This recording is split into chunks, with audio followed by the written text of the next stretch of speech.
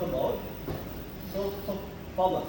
Charles Henry, there is a management theorist named Charles Henry who talked about the power. And then Henry Fayol, 5 functions of management. And then Frederick Taylor, scientific management, human relations school, Peter Drucker, Mintzberg, trade theory, all about theorists. We're going to discuss about the topics that discussed about leading and managing people by theorists. So that we will discuss in this chapter. The purpose and process of management. Why we need to have a management? What is the process in setting up a management? And writers on management. Who are the theorists or people who wrote concepts about management? Management and supervision. What is leadership and leadership skills and styles?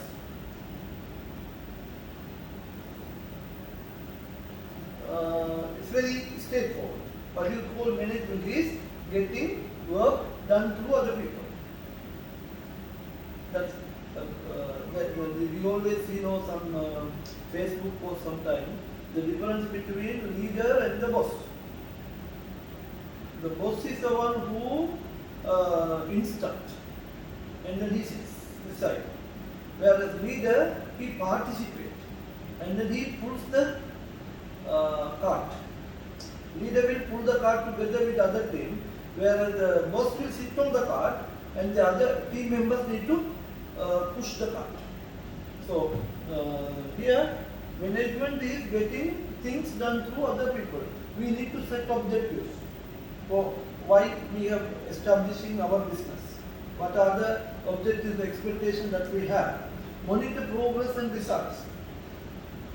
If you are doing a work, you always need to have a monitoring process. What is happening and how that is being addressed, how much it is covered. Communicate corporate values. Now, corporate values are a very important method, current days. Now, if you talk about pizza, we don't deliver food, we deliver values.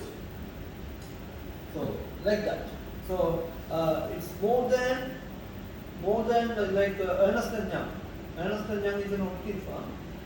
They say that quality in everything we do. That's their value statement. So their business is doing audit. But they say that no, we more than performing the audit, we do audit in a quality manner. We don't compromise the quality. So, looking after stakeholders. We talked about the stakeholders in the past.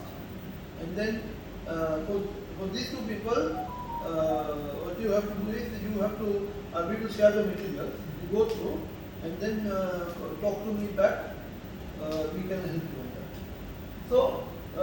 So these are there are two different things between authority. Now we hear these two words, authority and responsibility, we always hear in our day-to-day work life. Authority is, if I give a good example, it's like a Hitler. Hitler is an authoritative leader. He says something, you do it or you die. That's how the Hitler is. Or Italian Mussolini. Or even in Romania also there is one similar person. It's not what we call representing the normal pattern of the everyone. So, authority, ability to make decisions. He has the power to make decisions. Whereas responsibility is an obligation to perform duties. Now, attending class at 8:30 and then delivering the lecture is my responsibility. Whereas creating a schedule of classes and then giving a timetable, I have the authority to do that. Understood the difference? So, authority can be delegated in an organization, but responsibility cannot be delegated. I am teaching business and technology subject. I cannot delegate this to someone else. I have to come and teach. In a hotel, the cashier can change, but the cook cannot change easily. You can change, but it's not like that. People are having a special taste for that particular cook. So if you change the cook, then customers won't come. But if you change the cashier, no problem. Same scenario. I try to create a relationship. When people have the authority, that can be delegated to someone else. You can give it to them. Okay, today you sit in the cashier, collect the cash. You can't really change it. Responsibility is like that. So, delegation is essential for running an organization. See, everything we can't do now. But in an organization, you single-handed, you cannot really complete all the jobs. So you have to delegate some of your jobs to some others. So delegation is essential for running an organization. Now, I'm running an audit firm. So I receive clients give me the job to me. But I'm not the one who is doing everything. Then I delegate some of this works to my staff. So if otherwise what can happen, I have to die myself in completing all the tasks everywhere. I will not be able to do it. So it also has other benefits. When you delegate, have you heard of succession planning? What is succession planning? Any idea? Let's say in a school, you have principal. They also have vice principal. What do you think why they have vice principal? In the absence of principal? Yeah, in the absence of principal, the vice principal can perform some of the jobs. Later, when the principal retires, the vice principal takes the job of the principal. So while he is performing the job of vice principal, he is practicing some of the tasks of the principal. So that's what we need, succession planning. In every organization, you should have this succession planning, where you train selected people to perform the next level jobs. So here delegation, when you allot someone to perform part of your job, you also allow him to train himself in performing the job of the boss. So he will eventually get training. Understand? Further, motivation. Now, in a different subject, I don't know whether theory X, theory Y I discussed with you. Theory X and theory Y. Theory X and theory Y.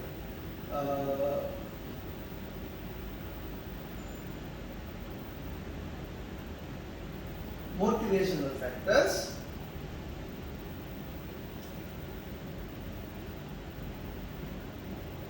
hygiene factors.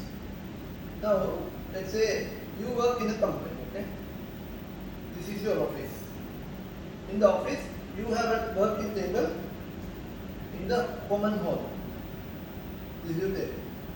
You've been paid a salary of 25,000 riyals. Your work time is morning 9 to 5. You having your normal life. Suddenly one day your boss comes and asks that, okay, now you move to this cabin. You have been given a private cabin now. Also, they have given you a secretary. And further, they have given you a private car. Likewise, not only that, they also given you some of the important project of the business should be managed by you. So what you see by seeing all this is that you realize the company is recognizing myself. Do you see that? But remember, not changing the salary. Yeah? But they have given you a separate cabin, a secretary, a private car, a huge project has been separately given for you to manage. So would you be happy or unhappy? Definitely happy. So this is a motivational aspect. I will bring another scenario. You in the same table, your salary is now 25. Now they increase your salary of 26,000. They increase your salary, let's say I made it to 30 for example.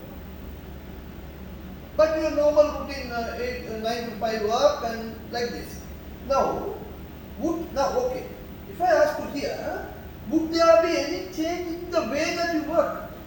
Would you be feeling to give more input to the company, or would you feel that? You will definitely feel, I have to now do much better. I have to be careful because the company trusting me and gave me a huge project and also gave me this type of benefits. Here, they just increase 5,000. Yeah. What do you think? Do you think he will put excessive extra effort in doing this job, or he will just continue the same? The ordinary man, he will think, what nonsense, it's supposed to have increased by 10,000, they have only increased me 5,000. Pathetic. Bloody hell. This type of mindset will be developed. Am I right? It's a general. One or two people may play differently, but the general scenario is that. Now let's talk about the other scenario, other way around. You already here. You already here. And then your salary is still 25,000. Now what the company did, they removed this, they asked you to come back and work here. The extent of your motivational, demotivational scenario compared to your salary is 25,000, they made it to 24,000. In which circumstance you would be more demotivated? Second option, obviously. I'm not worried about I'm sitting in a private cabin or in the next to the toilet. I don't mind. As long as at the end of the month I'm getting my salary, I'm more than happy. But bloody hell, if you are reducing 1,000 riyal, that's where the problem starts. So the theorist, this theory comes from Pittsburgh. He says that the motivational aspects, when you increase, the responsibility of the staff increase more than hiding factors like the salaries and other materialistic matters. So if you recognize him, give him a better job taking responsibility and recognition and identifying among others, like you've been highlighted now. Now you are sitting inside the cabin means you are sort of highlighted. So when you increase the motivational factor, the motivation increases more than the hiding factors. But when you decrease the hiding factors, that creates the more impact than when you decrease the motivational factors. That way. So responsibility is important for job satisfaction and motivation. He only talks about this. So it's like if you in this class you've been selected as monitor. So when you become monitor, then you become like and you think yourself is already a big guy. School prefect, same story. So then assessment of subordinates performance. It is easy for you to measure the performance of those subordinates when you delegate. If I don't delegate, if I keep everything with me, and I won't understand what my subordinates are doing. But when I delegate the task that I could be doing it, and when I see the results of that, it is easy for me to compare. Clear? So, and the decision. made by people who are close to the situation and they are have more knowledge. Now, let's say I am sitting in Doha, head office. I have a branch in Bakra. Now, I delegate some of the work to be done by the people sitting in Bakra office. So, the decision made by the Bakra office related to local scenario, which one would be more efficient? The decision made by the head office people or the decision made by the people sitting in Bakra office? The decision made by Bakra office, they know the local circumstances much better than I am sitting in the head office and calling him and asking, I won't understand. Exactly. So that's exactly what we are talking about there. Authority and power flow downward through the formal organization. Authority, right to do something. Power, ability to do it. The power is the ability to do it, whereas authority is the right that I am getting, I am securing. Power is I am generating. Not everyone can have authority, but most of them can have power. Physical power. If you do continue to go to gym, you can get that power. Whereas authority not. See, everyone cannot be a policeman, but many can do the job of the security, provided you have the required amount of power. Clear? So, these one theorist proposed 3 ways in which people can acquire power. Charismatic power arises from the personality of the leader and their ability to inspire devotion. Ranil Wickramasinghe. Traditional authority rests on established belief in the importance of tradition and the status it confers. Rajapaksa family. Mahinda Rajapaksa, Namal Rajapaksa, and Chuti Baba, and so on and so forth. Rational or legal authority arises from the working of accepted normative rules. It's you look into the good rationale and what the right legal situation. On that you obtain the power. And that this power comes from authority. You have been hired or you have been appointed as the captain of cricket team in Qatar. Then he or he gets the power through the authority. The cricket board of Qatar gives the authority for you to make certain decisions related to power. In a cricket match, to place the guy in the cover or in the mid-off or mid-on, that he has the power. But who gave the power? The cricket board. No one can jump into the ground and say, I am the captain. Can't do that. So, that's the scenario how situations can obtain power based on the theorist Weber. This is Charles Henry. Different type of power. Physical power, superior force power. Resource, control over the resource valued by the individual or group. Now, Russia and Ukraine, in the war, the Russian people or Russian authorities had enough resources compared to the Ukraine. So in that war, they definitely defeated because they had enough resources to fought against Ukraine. Next is coercive, based on fear of punishment. When you go on the road, you wear the seatbelt. When you are leaving from home, in the car park itself, you are doing it. Is anyone coming and checking you? No. But you have a fear or not? Yes. If someone will check you, then eventually you will be fined. So, reward. Related to result. Example, power to increase pay. Like you say, like your manager, you perform better. So he has the power to increase your salary by 5%, 7%, like this. Position or legitimate associated with particular job. Now, for example, if you are the security guard, a plant in Umside.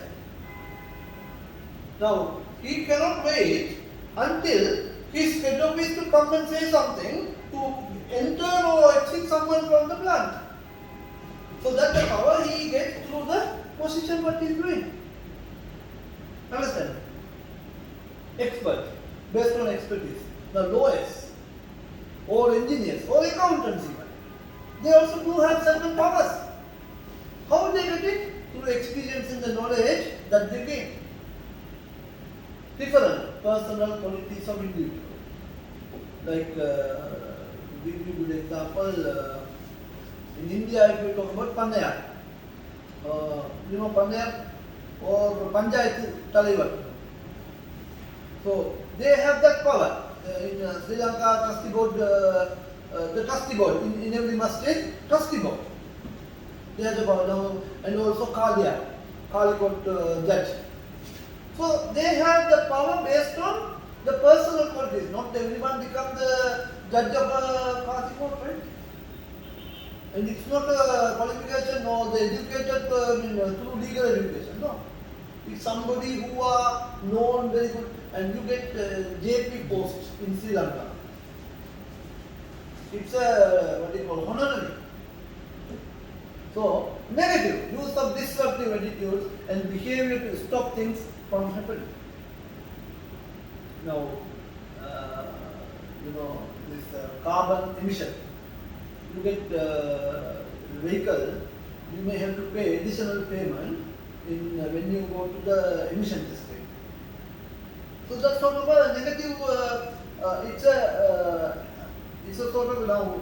And if you make an accident and you kill somebody and you pay blood money, 100,000, 200,000 riyals in Middle East, and that's again another type of negative power to disruptive attitudes and behavior to stop things from happening. You fear about that. You know? So, power centers. The degree and type of power individuals exploit depends upon their position in the organization hierarchy.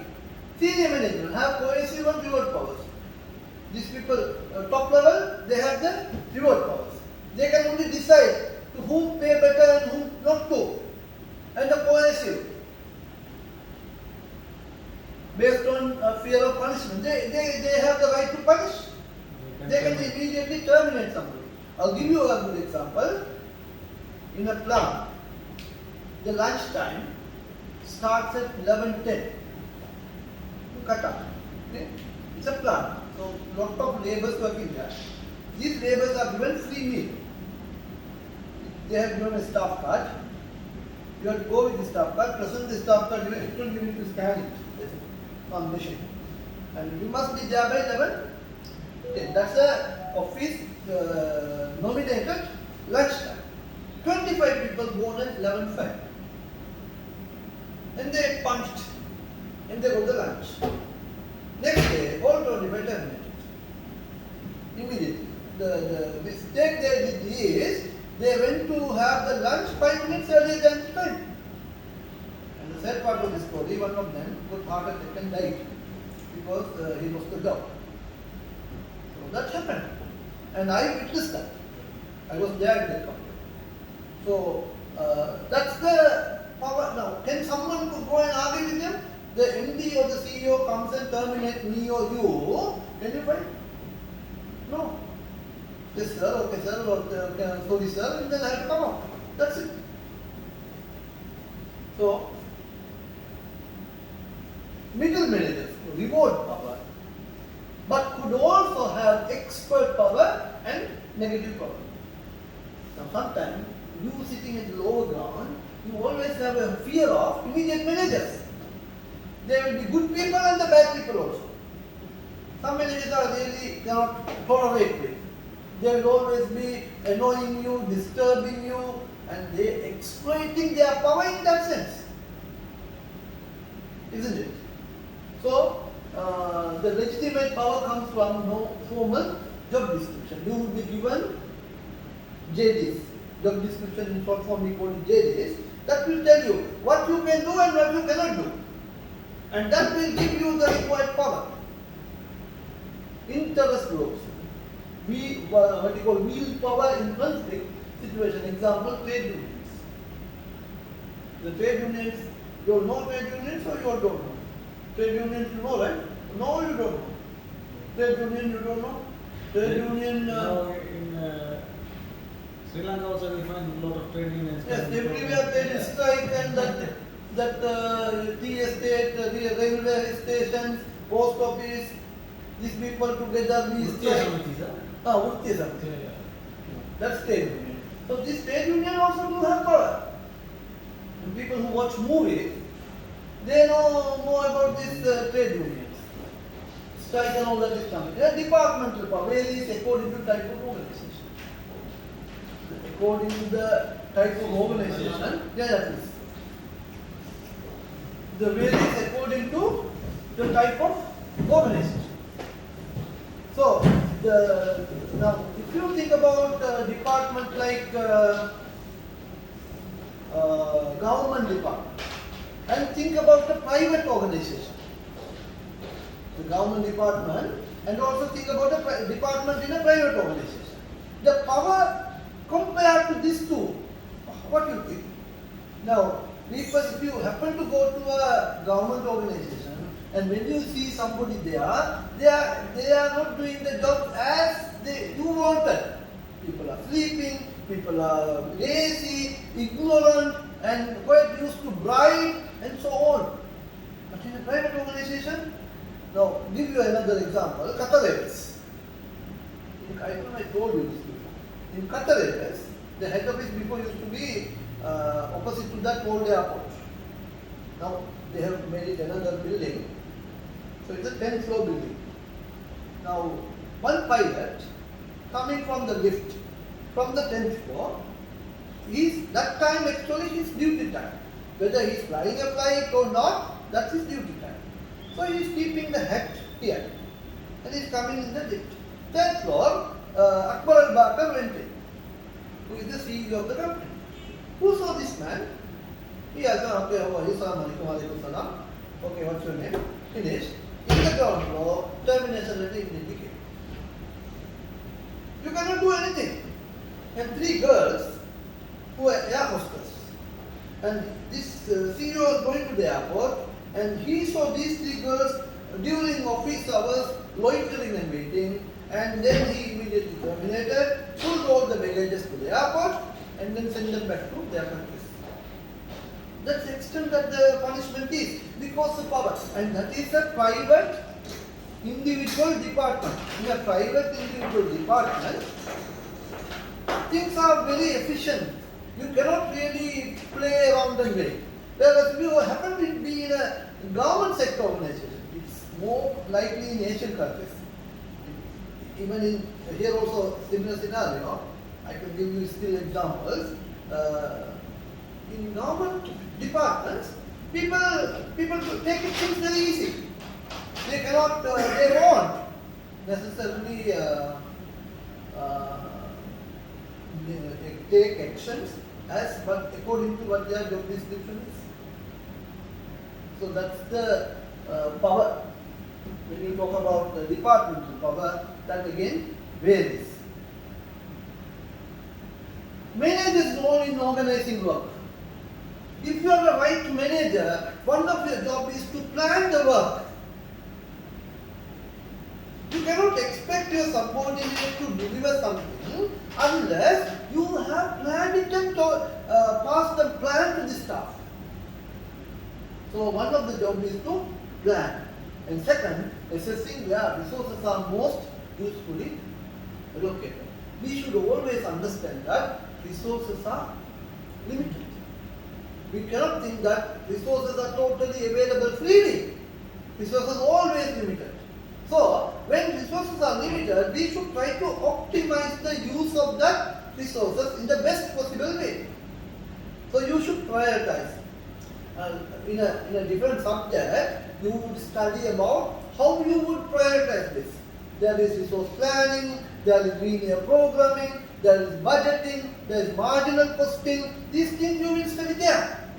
But as from a theory point of view, if you are a good manager, you should know how best you assess those resource allocation, and you should consider every single task is a project for you, and you should manage that project, and you should be able to cover it and complete it. Clear? So, now what is project management? Actually, there is a separate qualification for project management, PMP, project management professional. That's actually this is a special skill of people to manage small span of time assignments. Now let's say you start a construction or a building or a bridge. You think how long a bridge will take normally? 1 year, 2 years, like that. Whereas if you talk about, let's say, building a small shop, 1 day or 5 days, 6 days, 10 days, you can finish it. So you understand the difference. Now, if you are looking into this type of small span, when I say span, the time period is smaller, and you can separately find out unique wise. Those comes under project management. A project according to hence an undertaking that has a beginning and an end. Carried out to meet established goals within cost, schedule and quality objectives. How many of you know Gantt chart? Anyone come across Gantt chart?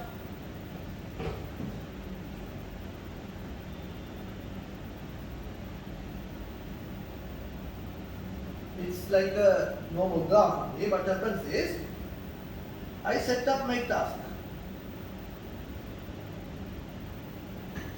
Plan.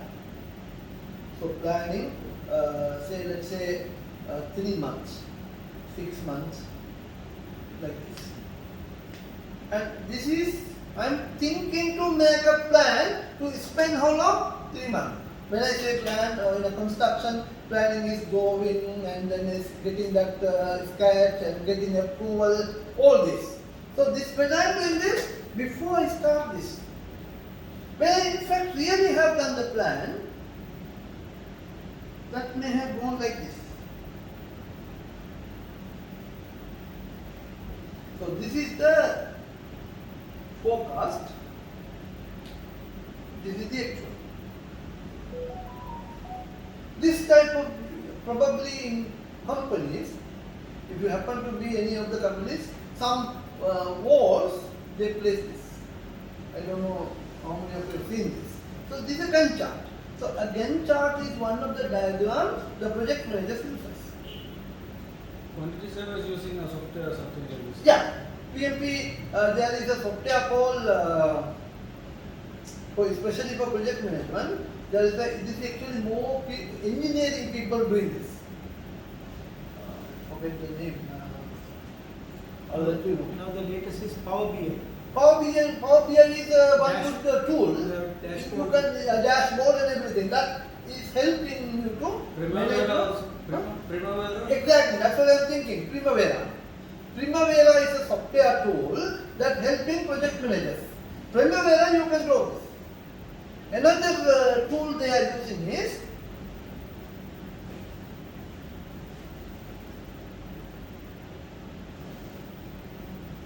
network diagram. So what is network diagram? Is you will have a start and then you will then have an end. So we call it a preceding activity, succeeding activity and all that. So this is again a mathematical tool. This is one of the mathematical syllabus to make accountants to know how could you plan your projects. So these are done by the project managers. So remember, if it's a project management, it cannot be continuous, ongoing activity. Like, let's say you are running a hotel. You established and opened a hotel, not to close it in a month's time. It will be there for next 1 year, 2 year, 3 year, 5 year like this. So that cannot be a project management. You are running a department, not a project management. So clear end and start and end must be there. And you should be able to estimate the cost, the goals, the schedule, and the what are the quality objectives that it has. Role of the project manager. Team management has many of these aspects. Outline planning. You need to make a plan, strategy, procedures, and target. Now, in the previous sessions, we talked about objectives and strategy. Strategy is a means in which you achieve your objective. So you need to set your strategies, how you could achieve your targets, and then you develop procedures. Step 1, 2, 3, 4, 5 in achieving our objectives. And then what are my targets? In a week's time, what must I do? In a month's time, what must I do? Monday, what should I do? Friday, what should I do? I should have my own targets. And those targets are, you should make an outline planning, and then you go for detailed planning. First you have a sketch. Then you go for detailed planning, identify tasks, identify the resource requirements, and then see, as I told you, network analysis. That network analysis is this diagram. So, team building. Establish project, identify multifunctional or multi-organizational if required. You need to have a better team. If you don't have a right team, you are unable to achieve your objectives. If you think you have a team with wrong people, remember that project is going to be a failure one. So always you need to ensure you must have the right team in achieving your objectives. Also remember the team members play different roles. We will talk about it a little later, but the team members do play different roles. There's a shaper, there's a communicator, there is a negotiator, there is a leader, there is an implementer, likewise. So, communication is no matter what language you use, Tamil, Sinhala, English, doesn't matter. But yet, the message has to come down from the top to the right at the bottom, the person who is doing the job must clearly understand what the top man needs. If the problem in the current world is people don't prepare to listen. No one is ready to listen. And everyone assumes I know everything. And at the end, once you deliver your task, then the top man comes and checks this. Then he says, oh my goodness, this is not what I want. Then he says, no sir, you told me this. What concern? When I told you this? This you will develop. So, brief team members, feedback on progress, reporting. What is the best suggestion to ensure your message is very clearly reached to them? The finishing of the project, the quality of the finished project. I didn't understand. Start Now let's say I wanted to send you a message. Okay? And I want to ensure all what I told you, you at least received. Understanding is the next level. Receiving is the first level. What is the best tool we can use? communicate in writing. Exactly. In the current world, it is through email. We send email. Next problem is, you need to make sure this man understands this. So, after sending email, depending on where this person is located, you should also need to make additional communication. A phone call or a video chat or Zoom or something, or a voice note in WhatsApp. You have to share. And then make sure, okay, yes, I understood. So, feedback on progress, reporting, and always attend and lead meetings. So that will help us. Coordination. Integrate schedules and workflows. You would have to make sure the correct coordination between the members. If the loop breaks, if the chain breaks, and really we won't know what you are doing and what he is doing. Sometimes you both may be doing the same thing. Will that be useful? Not at all useful. So what you have to do is that you have to ensure you are getting the correct coordination between the team members. Monitoring and identify and correct departures from plan. First you need to identify. Then you have to compare with your plan and what is actual. And if the actual implementation is departing from the plan, then you need to pull back. It's like the train going on the track. As long as the train is going on the track, happy. The moment the train is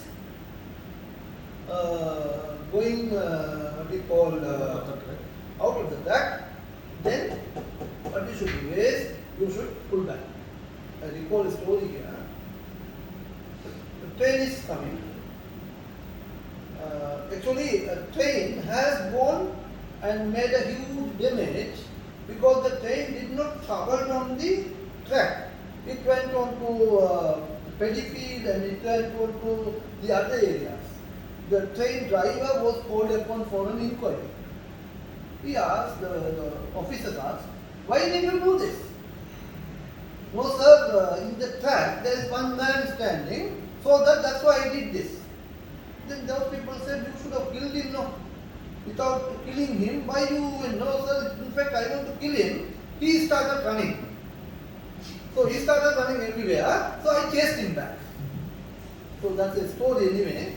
So you have to pull back the track so that there is no departure between the plan and the actual. Clear? So, problem solving. Interpersonal. Do we have interpersonal? Many organizations between people, obviously there is a huge problem with interpersonal problem. My personality is not same with your personality. And I cannot imitate your personality with me. I have to have my own personality, no matter how and where I am living. If you try to imitate anyone else's personality, then the interpersonal issues comes. Number 2, task.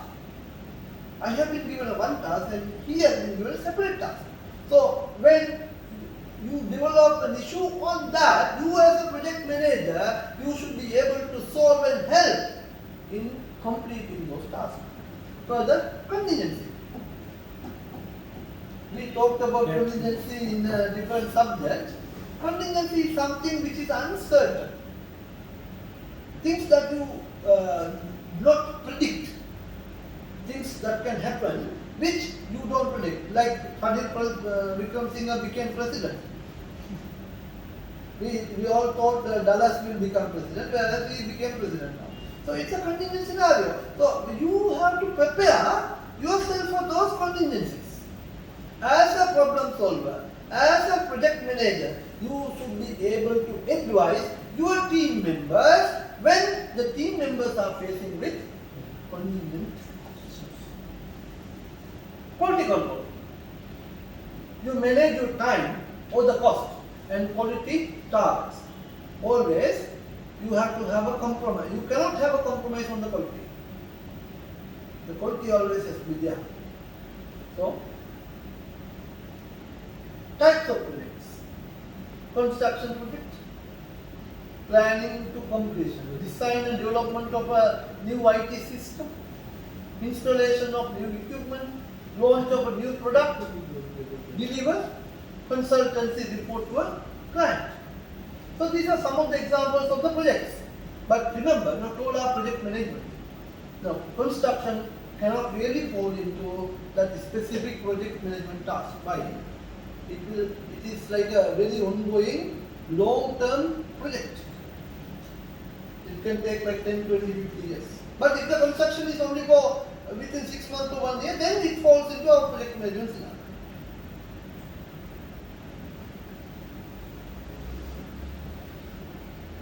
So these are the different leadership theories came up, and these are the theorists' names. And this is the years, late 19th century, early 20th century, and 1930s and 1950s. First theory came, classical approach. That approach is the original, where Henry Fayol was the theorist who came up with it. Let's talk about it. Scientific management, introduced by Frederick Taylor. Human resources, that's when people started thinking about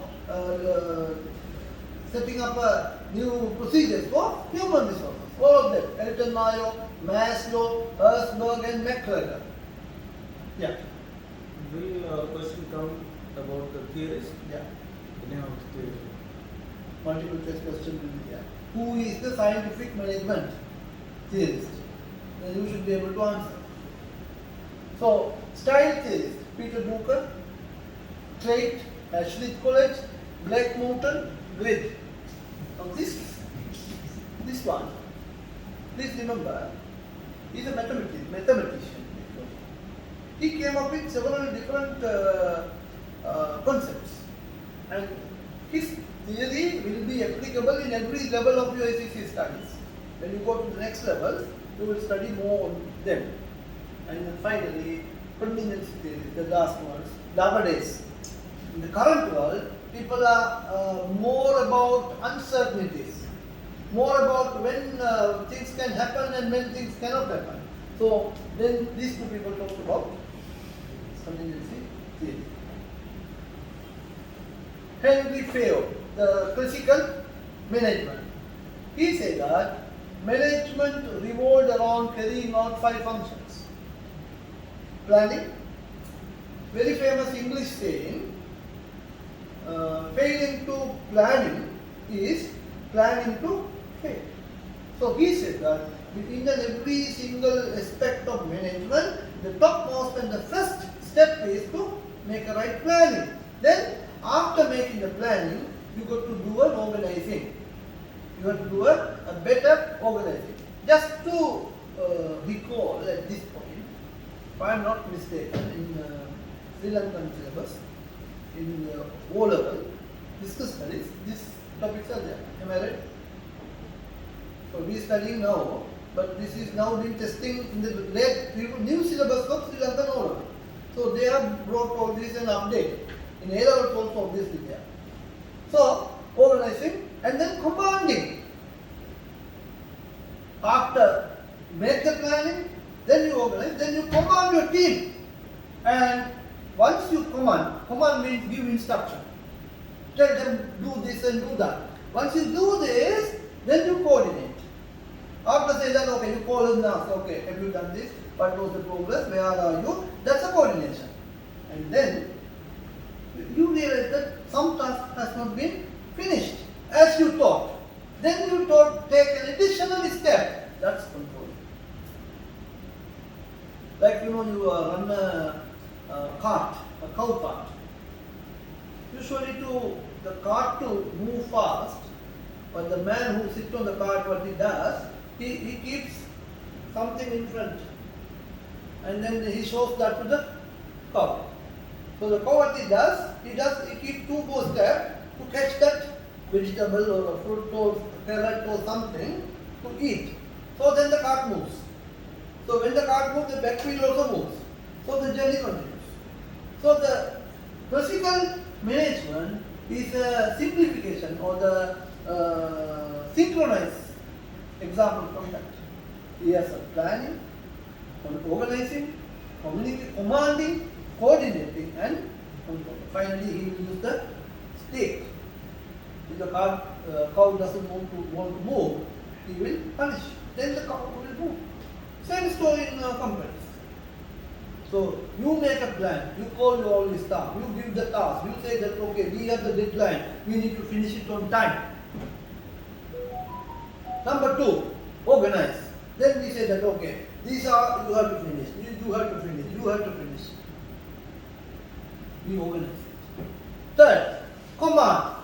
We strict on them. Look, I give you up to 5 days. It's your problem to finish within 5 days. Then coordinate. Time to time you call, send email, make WhatsApp. Nowadays so many different ways of communication. Then finally, if you realize, my goodness, this man not doing the job as what I want, then let me take my own stand. That's what the controlling is. Frederick Taylor, scientific, argued that managers must take responsibility for design and performance of jobs at all levels in the organization. He doesn't believe on the subordinates. He says that subordinates are someone like puppets or muppets, right? Someone like muppets. They don't have any brain. They are just equipments. The manager only the one who knows everything. According to the Frederick Taylor's management concept, it's a scientific approach. He is saying the manager must have all the required knowledge, skills, experience, and then you control the team. So, and performance of jobs at all levels is known. Now, as per him, he is saying that even the ground level staff job, the manager must know himself. Like you are running a restaurant. If you are running a small restaurant, Sri Lankan restaurant in Qatar, example. Suddenly the cook has a fight with the owner, and he disagrees to come or doesn't cook. So the owner cannot wait without doing anything. He should know how to cook also. That's what the Frederick Taylor's approach is. So, 4 principles here. Development of the true science of work with written down methods and procedures. How many of you heard of SOPs? Standard Operating Procedures. Every single step, let's say I am hiring you, first day I will give you a booklet. My friend, go through this, step 1 to 20. You follow this, that's it. You cannot use your own brain, you cannot think, you cannot come up with innovation, no chance. Step number 7 says this, do that 7 step, no more. So you must have a written down methods and procedures. Application of scientific techniques to job design. Now, when you talk about job design, let's say, give me a pen with a lid. I need your pen with a lid. Okay. Now, you see, this guy did this test. This is a nut, a nail, and this is a bolt. And I need to fit this here. And he wanted to find out what is the quickest way of doing this. So one test he did, he kept this hand rigid, and then he used this hand only to fix it. Number 1. Number 2, he keep this hand rigid, and then he used this hand to fix it. Number 3, he used 2 ways to find out which method of fixing is more quicker. Likewise, every single job, he performed such an evaluation, analysis, and to find out what is the scientific way of doing that. And then he designed, what he's saying is, in an organization, you should design the job for your subordinate. And the subordinate must only follow that formula. 2 plus 2 is only 4. 6 minus 2 is 4. No, you don't agree that.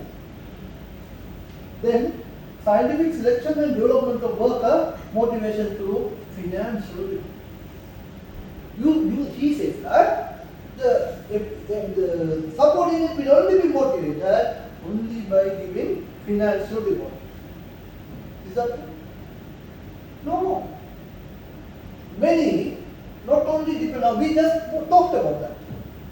Many don't depend on financial reward. They are expecting something else. Now, we talk about later about the needs of the human. There are actually 5 types of needs. The first need is actually physical need. Your dress, hungry, eat, and a shelter. Next, actually don't remember, the final one is esteem. Sometimes people will compromise their income for the esteem needs. Like for example, let's say, I give you one example. I know one of my friends who was working in Uridu in Qatar. He's been paid around that time, I'm talking about 2007, that time around 45,000 riyals. He compromised that and he traveled to Australia. And in Australia, he only works 2 days in a week, part-time, he don't have a job. And they pay hourly salaries. And then I questioned him, are you really not or what? Why you went this? He said, no my friend, I have gone not because of money, but because of my family, my children, their education, and I have a social prestige. I live in Australia, a green country, and so much of different reasons he's giving me. So that is the esteem need. So, people's needs are changed time to time.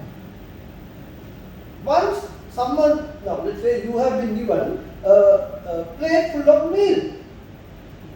After finishing eating that, if I give you another plate full of meal, would your need still be on that? No. Once I had that enough meal, my mother used to say, if you donate people, try to donate in cooked food. Then they will be happy. After eating, they will be fully satisfied. But if you give, let's say, 1,000 rupees, still they are not satisfied. Then they may internally say, he could have given me 2,000, he only gave me 1,000. But if you call someone to home and give a full plate of meal, after finishing, alhamdulillah. Because he cannot eat anymore. So the needs are changing. Once I am having one dress, good house, and things to eat, then I am thinking about transport. I need a car. First, I may think about on a bicycle. Once I have a bicycle, then I am thinking about motorbicycle. Then vehicle. So the needs are keep changing. So finally the needs will reach to esteem need. Now like in our villages, if you've been selected as the trustee board president, it's a big thing for you. Or JP. These are esteem needs. The reputation, the recognition that normally everyone cannot get it. Clear? So, he says that scientific selection of development of worker motivation through financial development. And that time, maybe it's true. Cooperation of management and workers. So, there are advantages and there are disadvantages. Talked about scientific management. Increased productivity and prosperity. Obviously, at that time productivity will increase. Why? Employees are worried about the severe punishment that may come from the top. Because it's a more scientific. There is no room for you to change. It is 2 plus 2 is 4. That's it. So, anyone can easily review the performance. If you allow 10 minus 4 or 6 also 4, 8 minus 4 also 4, 9 minus 5 also 4. If you allow that way, difficult to benchmark. But if you only say 2 plus 2, 4, that's it. Then benchmarking is easy. So when people performing bad, it is easy to punish. So people will be more motivated to work on that basis. So the prosperity will be there. But dehumanization of work.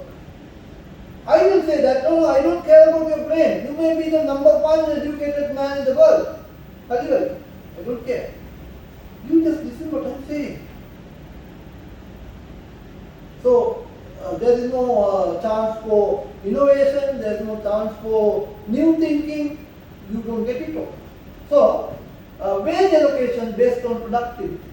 Salaries will be given to people who work more. And the people who work less, salary will be less. And the misuse of work study, by that's another disadvantage. That I told you, the work study, if you are done in a wrong way, that could be misused by the manager. They will then expect people to be like superstars. They like, this Aquaman, this Knight Rider, and that type of people. You cannot really perform like what you think. So, workforce care programs major danger is, you know what the conflict is? Understanding issues coming between people, disputes, and that is conflict. That's one of the biggest coronavirus, corona organization. Human relations school, main principles. So that comes this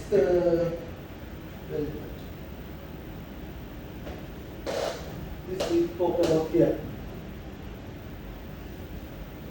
Individuals seek more than financial satisfaction from that, obviously. Correct? Individuals perform better if they are allowed to control over their work. If you tell me, okay, this is the task, you please use your own knowledge and experience, and then you are more motivated. So group interaction is an important element in determining the behavior of an organization. If you allow a group to work together, that is easy to complete the work. There is something called synergy. How many of you know what the synergy is?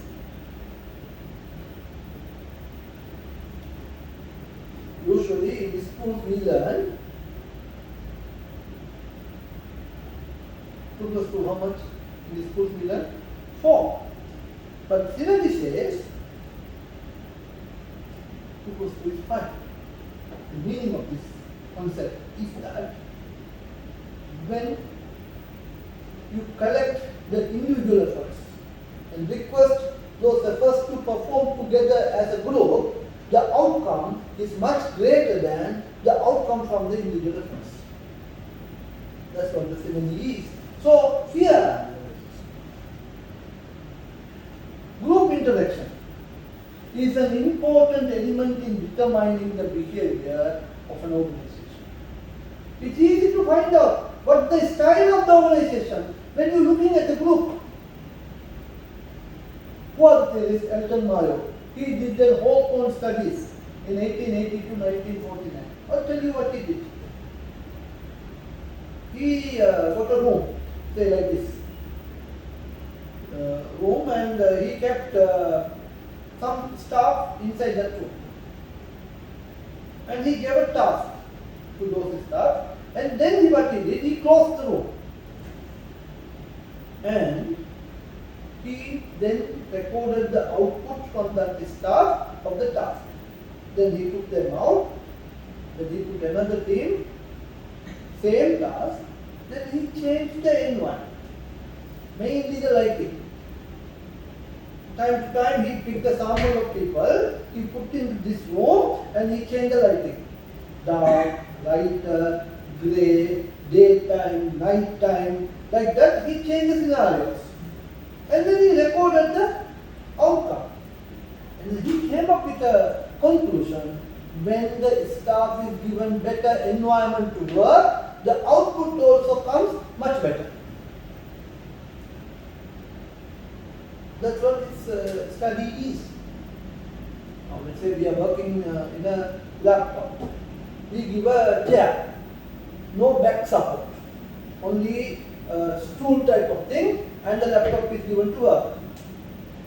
And for this man, another person, laptop is a very comfortable chair. And now also advanced mouse, keyboard, LED screen. These things when you provide, and also those days I have seen some laptops with the they keep like a support like this, it stands like this, and then also fan on the bottom to make the laptop hard disk to be cool. So these type of, if you give the environmental change to the person who does the work, it's not only about the computer. You go. What's the time? 9:40. Hmm? 9:40. I have reached there by 10. Okay. So we will stop in a few minutes. So then the environmental change makes a big contribution to the success of the work. It's suffocation. If you ask someone to work in a bulb salon, in a very tight, suffocated arrangement, no ventilation, no AC, they cannot work. Isn't it? So, then Maslow, Herzberg, and McCullough. So we'll stop at this point and we'll continue because we need to pay a little care on that fellow. We'll try, yeah.